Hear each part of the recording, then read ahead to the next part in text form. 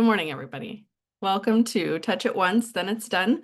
This is a practical course for reducing mental clutter, unfinished tasks, and repeat work. So before I even jump into this, I want to say it's not an original idea. Maybe like 10 years ago, I had access to LinkedIn Learning and I could take all kinds of little trainings, 5 minutes here, 10 minutes there, but it would give you a certificate. So if you're somebody who likes gamifying your workday, then that's a great resource for anything about organization, planning, whatever you have, a skill that could be improved upon. Their library is amazing. But this is one of the first things that I learned, touch it once, then it's done. It was a class about multitasking and how that's not really a thing. What it really is switch tasking. I start this, I pivot to this, then I have to come back to what I was doing before. And it's actually very not streamlined because every time that you switch to something else and then switch back, you've got to kind of reacclimate to what you were doing. So that's what this course is about. All right, so what you'll learn, why touching the same task repeatedly drains your time and attention, how to make a decision the first time a task reaches you, when to do, delegate, schedule, file, or delete. Those are 5 decisions you can make. Is this going to take more time than I have right now? Can I schedule it for later? What is like, if I don't do this right now, we're going to have a fire, etc. So we'll talk through that. How to build systems that prevent work from bouncing back into your hands and how to create a personal done standard for work every day. Okay, so the goal is not to do everything immediately. The goal is to decide what happens next immediately. I taught a class a while ago about managing your schedule and kind of making a to-do list every day. If I were working this system, I would put all of this in the first 5 to 10 minutes of my day. I would wake up, I would look at my calendar, and I would say, what do I personally need to accomplish today? Of those things that are on my personal plate, which is the highest priority, and kind of filter them throughout my day. After that, if I've got meetings, obviously those are going to be on my calendar. But when you get in the practice of doing this cycle, it should not take very long to make those quick decisions. Any questions so far? Okay. Okay, so let's talk about the hidden cost of, I'll come back to it. Every time, like I was saying in the beginning, every time that you start checking your email and then you go over here and you do this, you're coming back to that email and you're reading it again. By the time you've done that, you're probably reading it a few times. Did it require an action on your part? Is the ball in somebody else's court? Do you need to prompt somebody to do something? If you read the email, do what you need to do with it and then file it away if it's done after that. Flag it in your inbox if you're waiting for an important response back. This applies to like pretty much anything. I think Sandy Lynn, if you wanted to chime in, if you're available, talk about how you've used this in your personal life with, even cleaning your apartment. Um, Yeah, I actually asked Kyle to do this training because when she had just briefly mentioned the concept to me, I tried it over the weekend and I was like, oh my God, it helped me with even cleaning. Instead of setting a dish on the counter, like by the sink, I would make sure to put it all the way in the dishwasher or, same with laundry, like get it to its final destination instead of like on the way. We talk about like mail or paperwork or whatever. You start to get these doom piles at your house. And it's been a process like reversing all that shit, but it's been great, great building those habits moving forward. It's been really freeing. yeah, nice. I think even like if you're undertaking a big project, like let's say you're in your living room and you're like, oh, I've got to make a pile that goes to the kitchen, a pile that goes to the bathroom, a pile that goes to my bedroom. That is fine. Like you're probably not going to go from your living room all the way to the kitchen and all the way, like you'd be tired and it would probably take more time.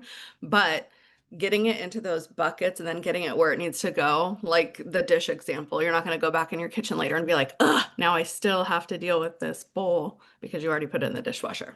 Okay. So opening a task, thinking about it, closing it. We want to do that whole loop as much as we can. We don't want to, here's the other examples, move paper from one pile to another pile. Like, what did you do? Did you take an action and now it's in the done pile? Because otherwise, don't shift. Okay. Starting a request without finishing it or assigning it. We're leaving things vague in that way, right? Do we need to have a meeting about it? Is it something we can cover on email after a meeting if it needs to be talked about outside? Take the next action. And then keeping small decisions in your head instead of using a system. This is probably the biggest lie I tell myself is I'll remember. I won't. If I didn't write it down or put it on my calendar, it's gone. If I think about it again, it's probably later than I would like. So writing it down would be good. So every retouch requires the reload of the context, and it creates decision fatigue and mental clutter and lost follow through. So instead, use this method. When something reaches your hands, your inbox, your desk, needs your attention, decide what to do, act upon it, capture. This is the action we'll talk about a little bit more later, and then close it out.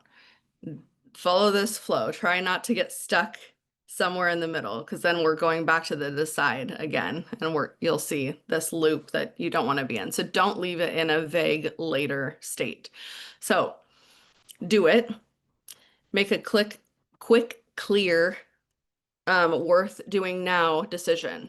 I can handle this in 30 seconds. I just need to answer somebody's question. I need to respond to an email. Thank you. File it away for context, right? That's a do it now. Doesn't take long. Delegate it. This either isn't on my plate or it's going to take more time than I have and I need someone else to own the next action. Start that process. Hey, Susie, can you blah, blah, blah. I need it today by 5. Then this is off your plate. Schedule it. I do need to be involved, but I don't have time right now. Hey, can you and I meet on this on Thursday at noon? Real date, real time. Put it on your calendar. Then do it when it gets to your calendar. File it. I don't need it anymore, but I need it for reference later. This really applies to like checking your email. Store it where you can get to it later. Delete it. It has no action, no value. I have no guilt. This is spam emails. This is, those texts that you get because you signed up for something so you could save 5%. Okay, get rid of it. You don't need to read that again later. Okay, here's where you see this stuff in your everyday life, in your email, texts, group messages, paperwork, tasks, meetings, requests. In your personal life, I think we've given some pretty good examples of decluttering, organizing, just doing those routine things, dishes, laundry. Start them, get them as far as they can go, and then move on to something else. Okay, and then you need to make some personal rules for your done list every day. Are there certain things that you need done every day, every couple days, every week? I'll put a recurring task on my calendar. Like it's really important for me to check email 3 times a day. I'm going to check intermittently throughout the day, but if I block out time where I'm going to get those things done, that's really important to me. So if I take a few minutes at the beginning of my day to line out my day, then yeah, of course, I'm going to get pulled in other directions, but I can stick to those things that are like non-negotiable for me. So if something takes only a few minutes and I can close the loop, I'm just going to do it. If someone else owns it, I'll delegate it, give a deadline. If it belongs later, I'll schedule it with a next action. We're putting it on everybody's calendar, sending them the invite, having the meeting when it comes around. If it's for reference only, I'll file it out of my active workspace. I think I taught a class maybe a few months ago about how I want my inbox to look. It looks like a to-do list. It's flagged with emails I'm waiting on a response for. Everything else has its own file folder, so I can grab it anytime I need it, but my inbox is my to-do list. So if it's sitting there, I need to do something or I'm waiting for something. If it has no meaningful value, delete. Or a meeting that I don't need to be in, decline, not coming. Okay, if I'm waiting on someone, I'm tracking the follow-up date. Maybe I sent an email to a bank on Tuesday and they said, hey, it'll take 24 to 48 hours. So Thursday afternoon, I'm putting something on my calendar, follow up with the bank if I don't hear from them. All right, what questions do we have? I don't see anything on Twitch or in Zoom. All right, that's my little training. I swear if you do it for a week, it will change your life. I started doing it. I know Sandy Lynn's done it. Josh does it. So starting your day with intention and lining out the things that are really important.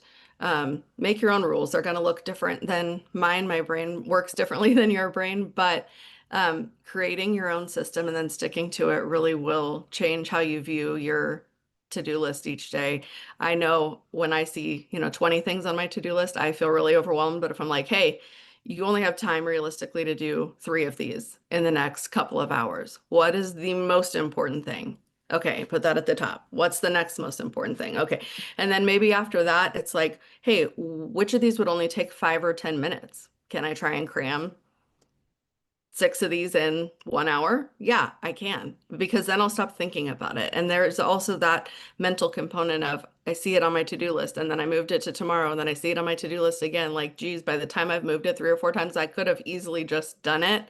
But you're playing that mind game with yourself of I don't have time. So think about how much time something actually takes. And if it's less than 5 to 10 minutes, just do it and then it's done. I also liked the part where you specified that you delegate it with a deadline instead of just, you specifically hand it off to somebody with a specific timeline. So you're not just throwing it up in the air and seeing what wall it sticks to. So I really liked that tip as well. Yeah, I think that's really important because I know we all get very busy or we're collaborating in a big meeting and it's like, hey, do we need to talk about this offline? Yes. When? That should be the next question, not like, oh, now I have to go back and read the meeting transcript and then decide and get everybody on the same page. But it's also the same when somebody else is giving you a deadline, because that seems like a moving target a lot of the time. I know we all deal with like, state institutions, banking institutions, whatever, and you put in a ticket and what do they tell you? 24 to 48 hours, right? And then what? It's a week and you realize you haven't heard from them. So I like to try and nail them down. How long did you say until I'll hear a response? Oh, 2 business days. Okay, great. I'm putting this on my calendar for Wednesday at noon. If I don't hear back from you, I'm gonna call you. So, and then I put it on my calendar, and then if I don't And hear do from the them, other person a favor and don't say ASAP. mhm. Like give them the expected time. Your ASAP is different than their ASAP. Yep. Yep. My favorite is I'll try and get this to you by the end of the day. I can't always make it. And usually, I'll send an email. Hey, I wasn't able to get this done today. I'm really sorry. I'll try and get an answer for you first thing tomorrow. It's okay to go, hey, this fell off my plate or whatever. But like remind them that you didn't forget. It is a priority. Here's the new expectation. That's communication is key in a lot of this too. So anyway. I think one of the best tips you ever taught me was asking when I'm making these calls and I need someone I'm waiting for them. It's like, okay, when can I expect a response? Or, and then remembering to put it in the calendar. So yeah, I think that was really life-changing.